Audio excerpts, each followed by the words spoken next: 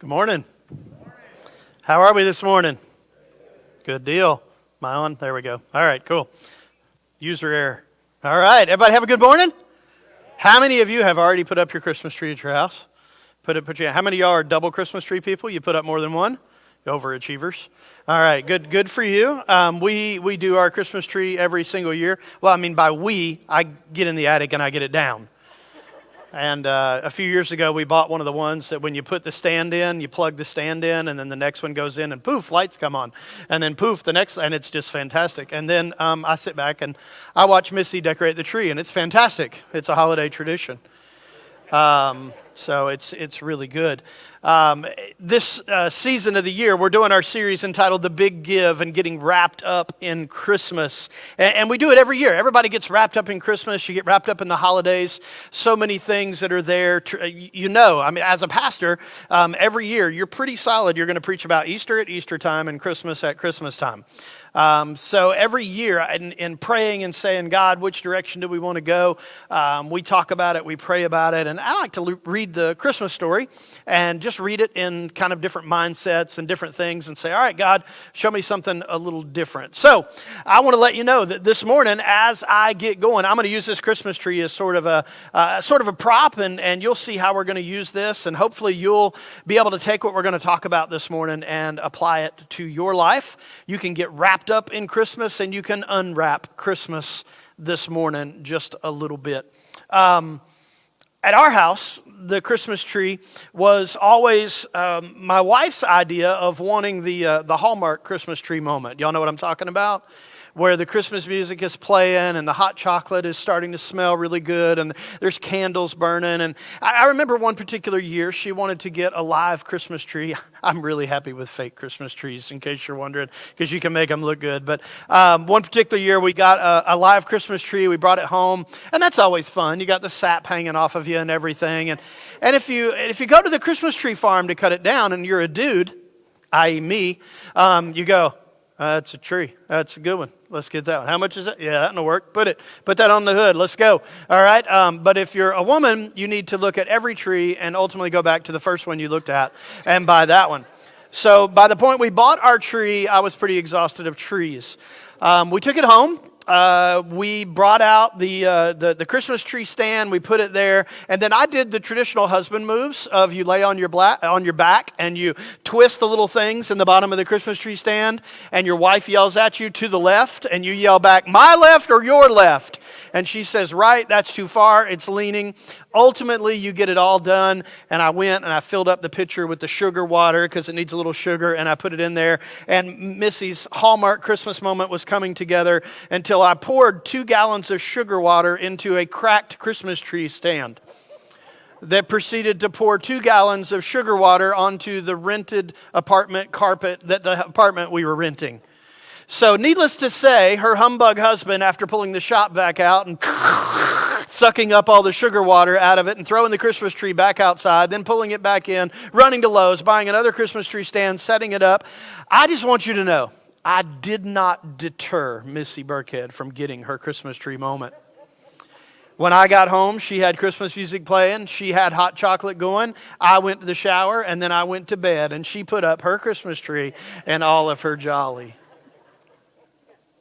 We've all got Christmas tree stories. We've got them. You've had them. We've all got them that we can tell. And I think about sometimes, and I'm going to say this morning, sometimes if we look at our life a little bit like our Christmas tree, we set things. I was going to use some lights, but like most of our lives, I brought a thing of lights out this morning, and half of them worked and half of them didn't. And that kind of feels like our life sometimes too. But I think about, I got some of the Christmas ornaments that we've used in the past. And I started thinking of this, like, all of our lives. If you go to elementary school and in my days, we went to the roller skating rink and we had couples skate, and you thought the girl you were going to skate with was going to be your wife. No. So anyway, you had elementary school. That was a really good part of life. And then, in my case, I went to junior high. Kids go to middle school now. It's like more torturous, and you're a little younger. But events in life. You get into high school, and maybe you go to prom, and you think you met the right one, but no, she's not. She's going to go out with your boyfriend or your best friend the next day. So there you go. And then there's other events in life, and maybe you go to college, maybe you don't. I don't know. And different people in life, and it's like there's different things that begin to happen in our lives, and we begin to mark events in our lives with like we put Christmas ornaments. And if you have little kids in your home, or you've ever had little kids in your home, you notice there's only one part of the tree that ever gets decorated, and that's the part down at the very bottom, and they hang everything right there. All of these events in life, they begin to mark us, and then you have some with no hooks. And all the events in life, they begin to pile up in our lives, and we think, well, honestly, we want things to make sense. We as human beings are people that search for purpose in life. We want things to connect. We want things to all go in order. We want the seasons of our lives, the marriage, the children, maybe eventually a great job. Shoot, maybe we even get to retirement. I don't know. I don't know what that looks like. But maybe you get, and we just want everything to make sense. We want all the events in life.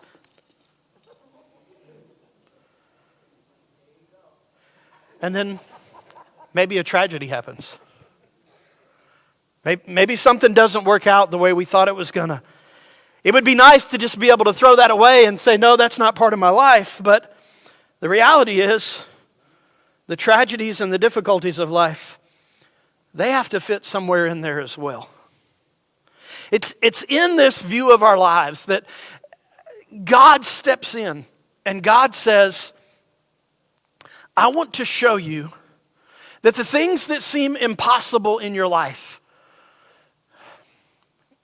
are possible. That even though in ourselves we want to know how everything links together and we want it to work, if you're a Christian or you grew up in church, when difficult things happen in our life, we say things like, well, there's no such thing as coincidences and God knows best, and that's supposed to make us feel better, but it doesn't. We still want things to make sense. We don't understand why this event happened or that event happened. We don't understand why our marriage fell apart or our kids' marriage fell apart, or why there's difficulties, or why there's family hopes that turned out not to be so hopeful. And we just keep hanging these events in our life, and so often we get all these things in our lives together and we step back and we go, it still doesn't make sense, God. I really would like for some things to have some order. There was a young teenage girl named Mary that lived in a small little town about 2,000 years ago.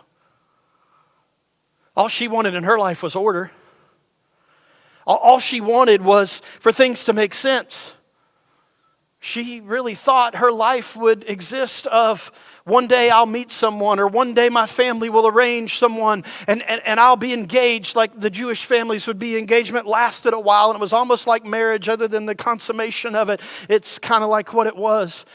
I'm sure her dreams were things like, God, I need things to make sense. I'm going to have children. I'm going to raise them. Nobody's going to know me. I'm going to live in a small town. My husband, who I've now met, his name's Joseph, and he's a carpenter, and his daddy was a carpenter. And I know what, but God, things don't make sense.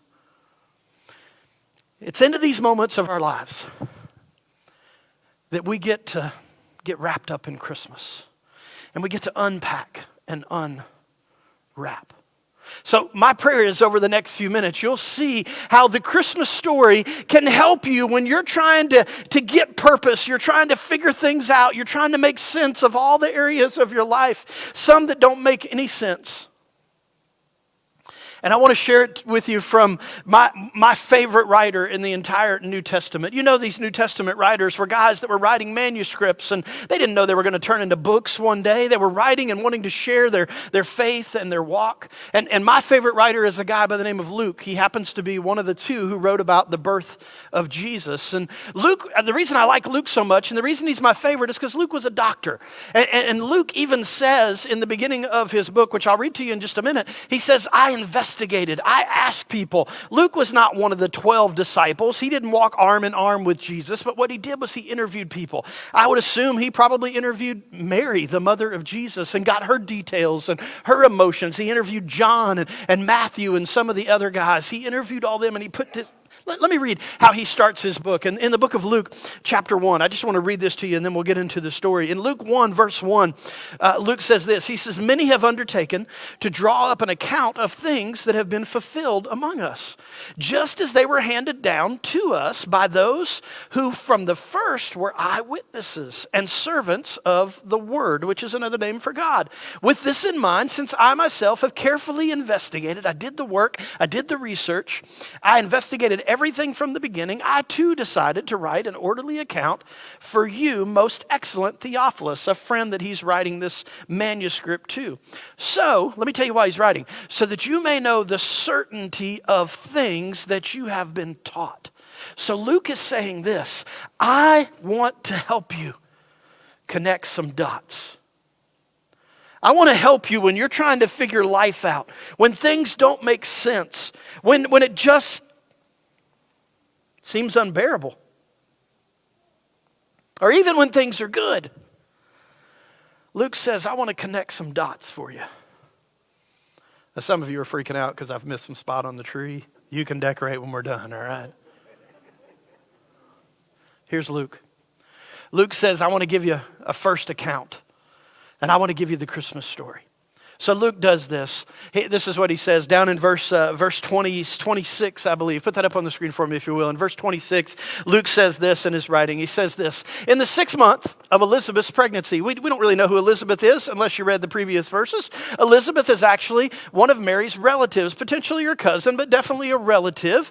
And it kind of gives you these certainties and these facts and these understandings that Luke is saying, I'm going to connect the dots and I'm going to show you that the impossible is possible. And he says, in the 6 months of Elizabeth's pregnancy, God sent the angel Gabriel to Nazareth, a town in Galilee, to a virgin pledged to be married to a man named Joseph, a descendant of David, and the virgin's name was Mary. Just think about everything that's set into this. And I've thought a lot about this story, and I've read this story over and over and over again, and I've thought of different ways to look at this, but I think about Mary in this particular time. She was nameless, she was faceless, nobody would have ever heard of Mary.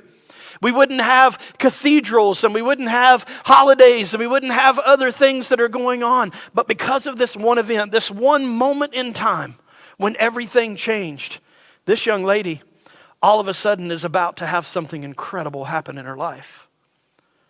Verse 28, the angel went to her and he said, greetings, you who are highly favored. Highly favored. I don't know if that means like she wore a sash that said highly favored or if she was just highly favored of God. The angel said, greetings, you who are highly favored. The Lord is with you. Mary was greatly troubled at his words. Wouldn't you be troubled if an angel visited you in the middle of the night? Yeah, I would be. She was greatly troubled at his words and wondered what kind of greeting this might be. It's the idea that Mary was singled out in all of human history, and all of human history is about to shift. All of the dots that feel so unconnected. For Mary, they're still feeling that way, but God's about to do something. The angel said to her in verse 30, the angel said to her, do not be afraid, Mary. Do you know why angels always start by saying, do not be afraid? Because it's pretty flippin' scary if an angel appears in your room in the middle of the night, and they always start that way. The angel said to her, don't be afraid.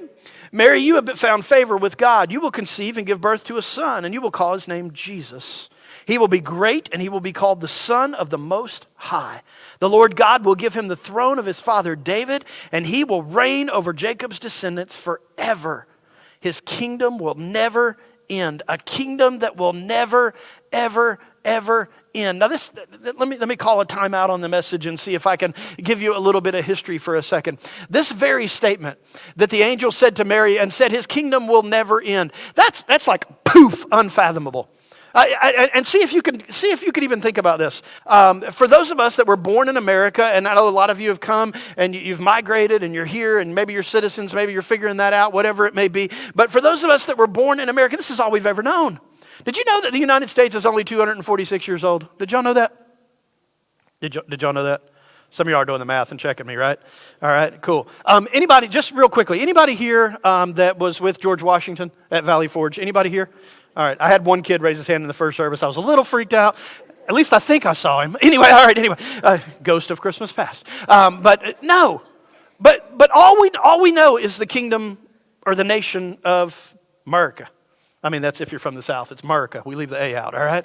So that's all we know. All you know is this: your grandfather, your great grandfather. If you've done the leg, or what is it, the heritage thing that you go back and all that stuff. If you do all that stuff, maybe you find out that you had a parent that came across on one of the ships or something. You find out your descendants and all that stuff. But for the most part, all you ever know, we don't think about it. The only thing we know of is America. That's what we've got. Think about Mary.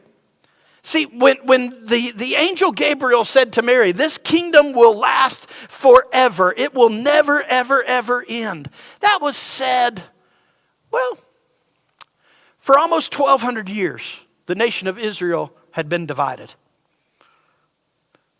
That would have been 10 to 20 generations that all Mary ever knew was a divided. What do you mean somebody's going to come and his kingdom will never end? Now, I'm not saying any of this occurred to Mary in this moment. I'm just saying, think about the words that Luke wrote. Because if you go back and you look at history, not just Old Testament history, you just look at the history of the world. You think about the nation of Israel, and the Persians came in and they defeated the Israelites. And for 400 years, the Persians ruled, and everybody was like, Persia will last forever, until the Babylonians came in and they destroyed Persia, and everybody was like, Babylonia will last forever. And then the Greeks came in with this dude called Alexander the Great, and he came in and he conquered, and it was Greece will last forever. And then the Romans came along, and now the Romans will last forever. So this idea of lasting forever, really? How does that connect dots? I love that Luke included it in his letter. I love that Luke said, hey, his kingdom will last forever. But this kind of occurred to me. I don't think Mary cared. Because Mary is probably about 16 years old, best we know, best we can figure out. She was probably about 16 years old. That doesn't mean she was in high school in chemistry class or anything, but she was about 16 years old. She'd been engaged, betrothed is the word, which means this engagement was prolonged, and they were everything other than consummating the marriage. They were practically married. So Mary, at about 16 years old, I don't think she cared that his kingdom will never end. I think Mary probably asked the question that any 16-year-old girl would have on her mind if somebody said, you're going to be pregnant. Look at this. In the very next verse, verse 34. You know what Mary said? Huh? That's my translation. It's my it's just right there in the word, in my translation. It's, huh? Kingdom will live forever, and we will. Yeah, all right, anyway. Nope. How will this be?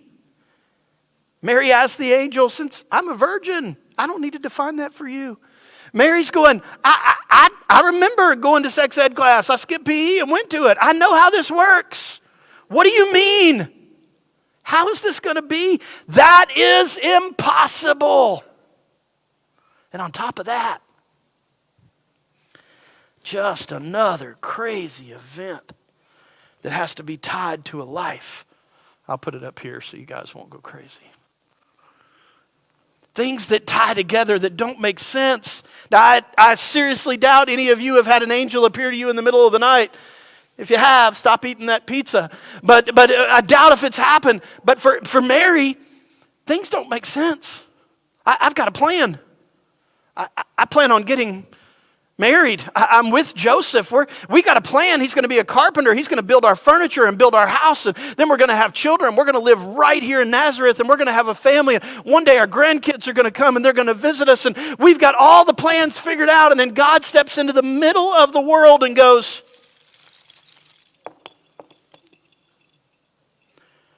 Maybe everything you've got planned, maybe everything that you see in this world, the dots don't connect. So what do we do? What do we do when that happens?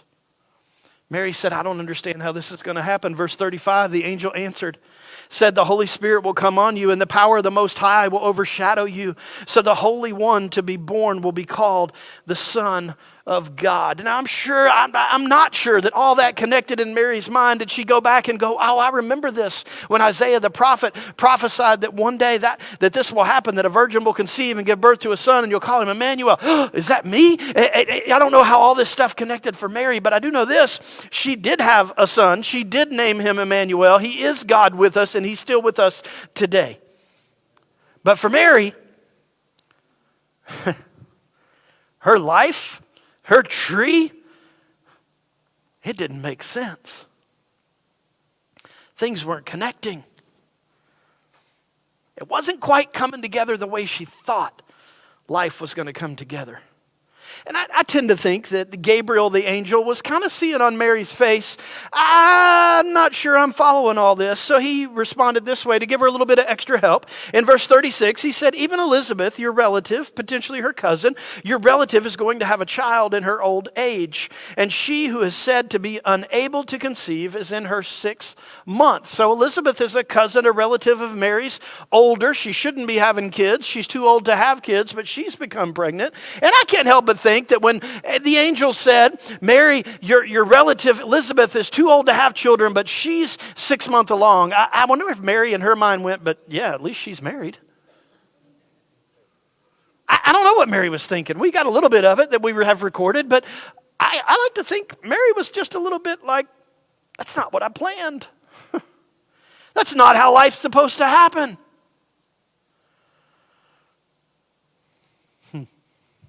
What do you do when it just seems impossible and you can't connect the dots and you can't find purpose? Well, you listen to the next words of what the angel Gabriel said.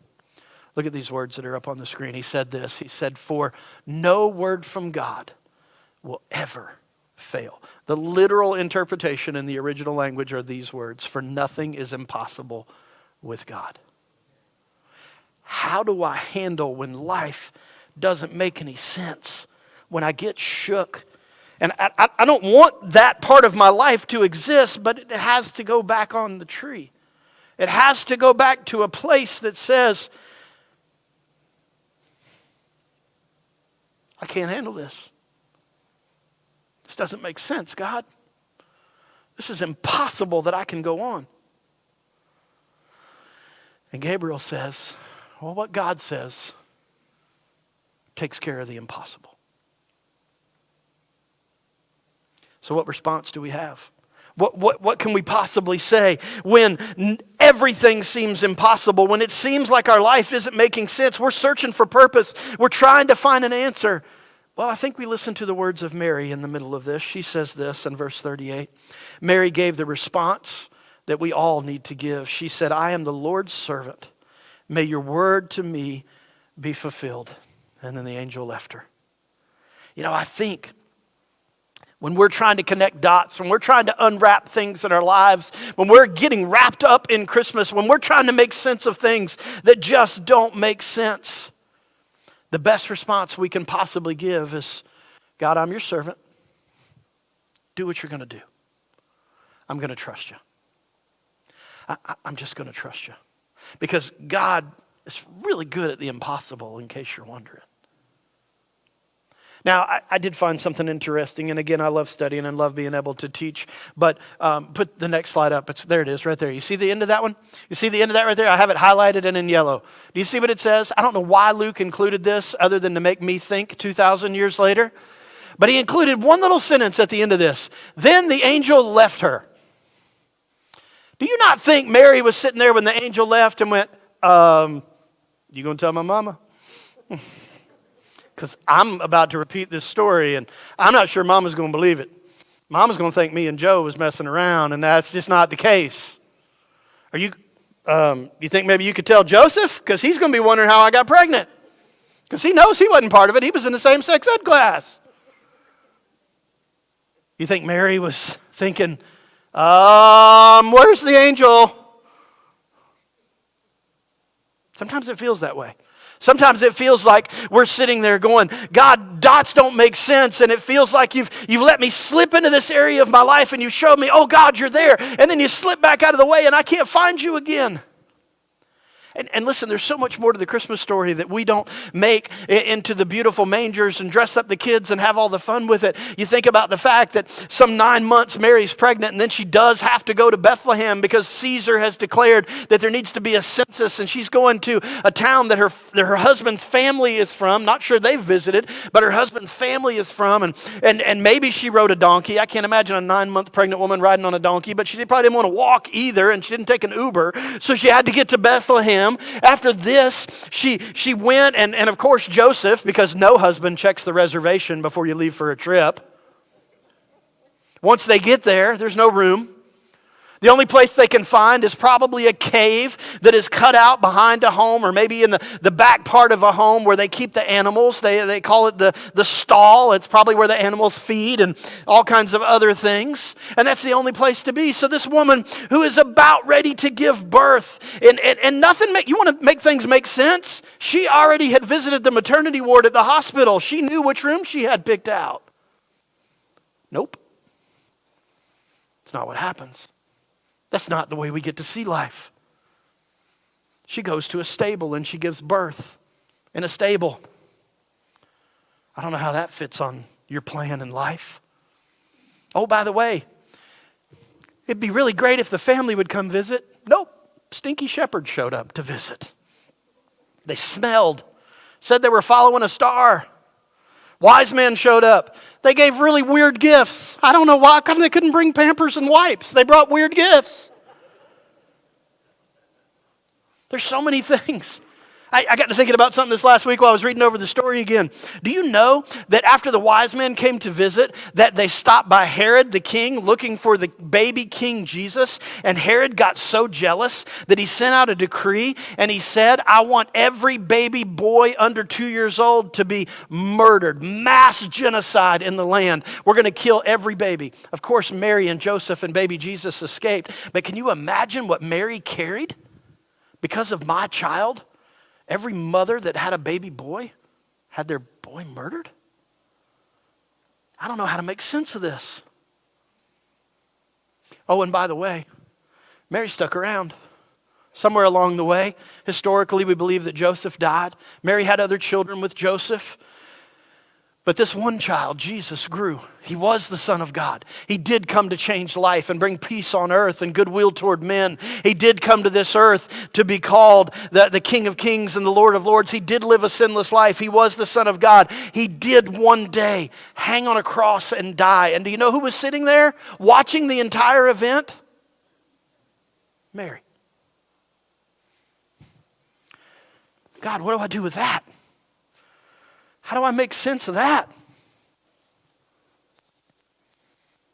I want there to be a purpose, God. I want things to work. Some 25 to 30 years, I guess, after Jesus rose from the dead and ascended, there was a guy who was running around and he was persecuting Christians. We know him as the Apostle Paul. He gave his life to Jesus and he began churches and he would write letters to these churches. And one particular letter, he wrote these words to a church in Ephesus. And he said this, he said, in him, in Christ, we were also chosen, having been predestined according to the plan for him who works out everything. Do you know what everything is? Everything. Him who works out everything in conformity with the purpose of his will, in order that we who were the first to put our hope in Christ might be the praise of his glory. This idea of everything means this. It means as much as we search for purpose, as much as we try to connect the dots, as much as we try to unwrap and get lost in Christmas, and if our lives look like this and we want order and we want all of this, it sure seems impossible. But can I give you some encouragement? God's really good at the impossible. Matter of fact, statement on the screen. You can rest assured that God is not moved by the impossible. when things don't make sense in your life, when things don't connect, when you're here at the holiday season and there's difficulties and things in your life or whatever it may be, you got to rest assured that God is not moved by what you seem to be impossible or what you think can't work out. God's good at that, and He can bring these things together. Everything. God's involved in everything in your life. He knew you were going to be here this morning. He knew you were going to wake up. He knew you were going to be at church. He knew you were going to hear this. He knows you. He knows your name. He knows everything about you. He sent His Son Jesus to die for you, and if you don't know Him, you're going to have an eternity separated from Him. So the best dot that you can connect today is say, God, I don't understand it all, but I need you. Maybe what Mary said. I am the Lord's servant. I am the Lord's servant. May your words be fulfilled.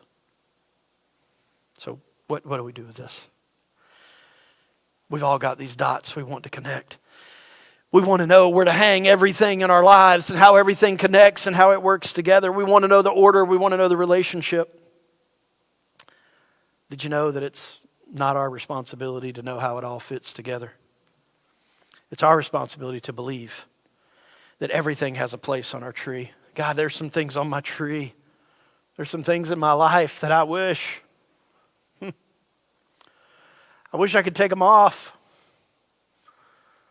I wish somehow I could, if you remember the old Superman, when Lois Lane, I hope I didn't mess it up for you, but when Lois Lane was in the car accident, and Superman got so upset by the events that were unpacked that he got mad and he jumped into the universe and he started flying the world backwards and he made this earth go backwards and none of this is real, all right? And he made the world go backwards and the events unpacked and nothing and everything went back and then the car accident didn't happen and nothing was there.